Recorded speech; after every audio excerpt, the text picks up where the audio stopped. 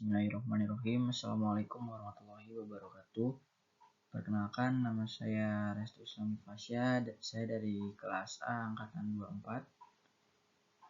Pada kesempatan kali ini saya akan menjelaskan materi mengenai etika berorganisasi dalam Islam.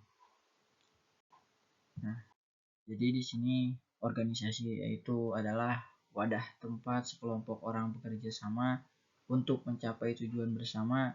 Dalam organisasi dibutuhkan kesatuan visi, kerjasama, dan tanggung jawab agar kegiatan dapat berjalan efektif. Namun semua itu tidak akan berhasil tanpa secara umum adanya etika berkomunikasi.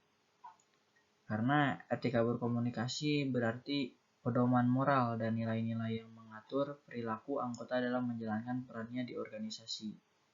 Etika ini sangat penting agar hubungan antar anggota berjalan dengan baik, keputusan dapat diambil dengan bijak, dan tidak ada pihak yang merasa dirugikan.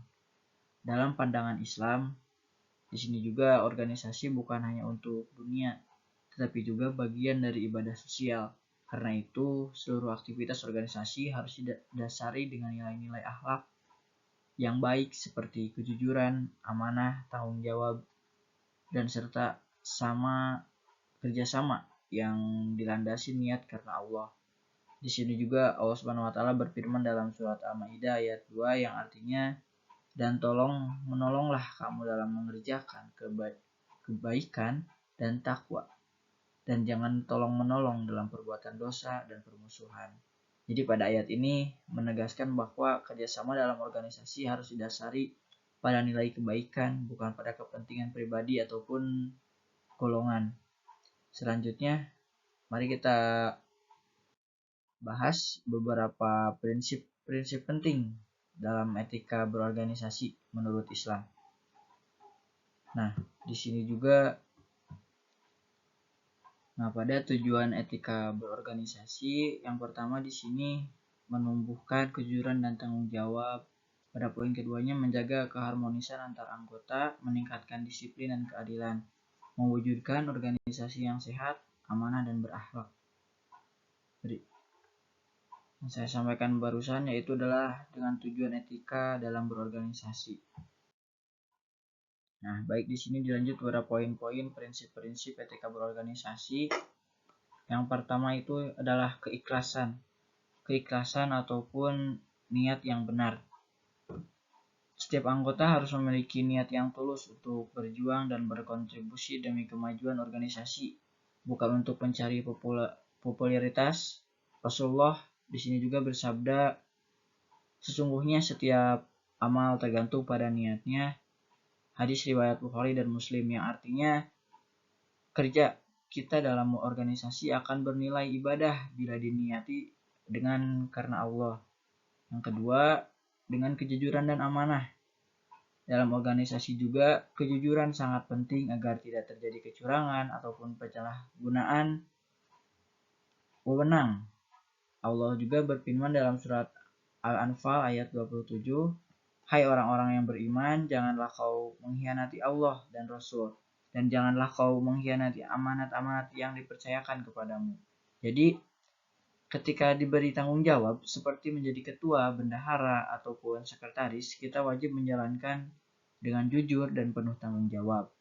Yang ketiga di sini adalah tanggung jawab dan disiplin anggota organisasi. Jadi harus disiplin terhadap waktu, tugas, ataupun aturan. Dalam Islam, disiplin termasuk bagian dari amanah.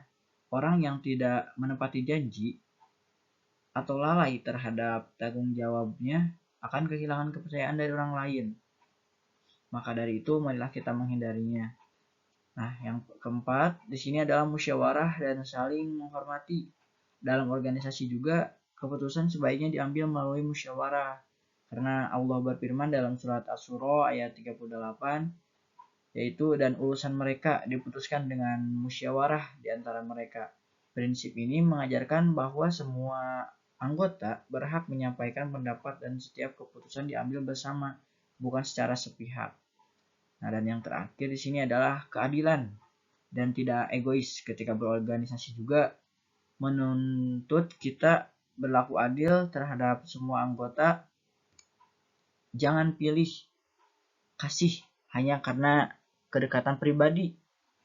Dalam surat An-Nahl ayat 90 Allah berfirman, sesungguhnya Allah menyuruh kamu berlaku adil dan berbuat kebaikan. Jadi dalam organisasi, keadilan adalah kunci agar semua anggota merasa dihargai dan dihormati. Selain prinsip-prinsip ini, ketika berorganisasi juga di sini kita akan membahas untuk menghindari konflik pribadi maupun dalam sikap dalam organisasi itu, yaitu datang tepat waktu dan menepati janji, menghargai pendapat orang lain saat bermusyawarah, menerima kritik dengan lapang dada, menjaga komunikasi yang sopan, menghindari konflik pribadi, dan saling menolong.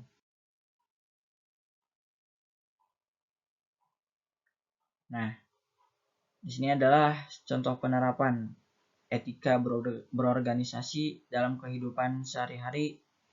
Misalnya, ketika kita menjadi pengurus organisasi di kampus, kita hadir tepat waktu, menyiapkan kegiatan dengan sungguh-sungguh, tidak mencari pujian pribadi, dan siap membantu rekan lain yang kesulitan.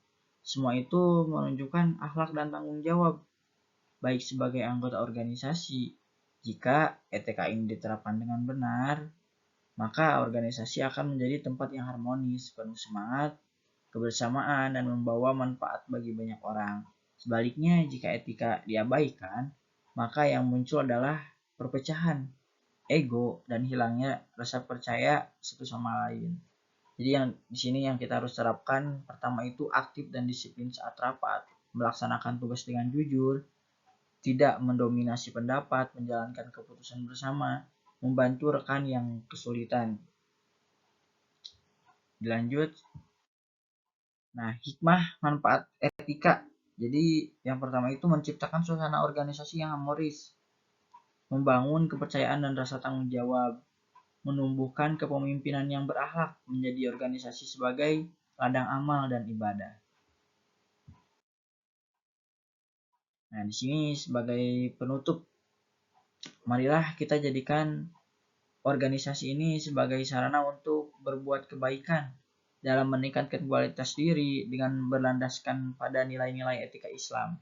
Karena sejatinya organisasi bukan hanya tempat belajar kepemimpinan, tapi juga wadah untuk membentuk akhlak dan tanggung jawab sebagai seorang muslim yang baik.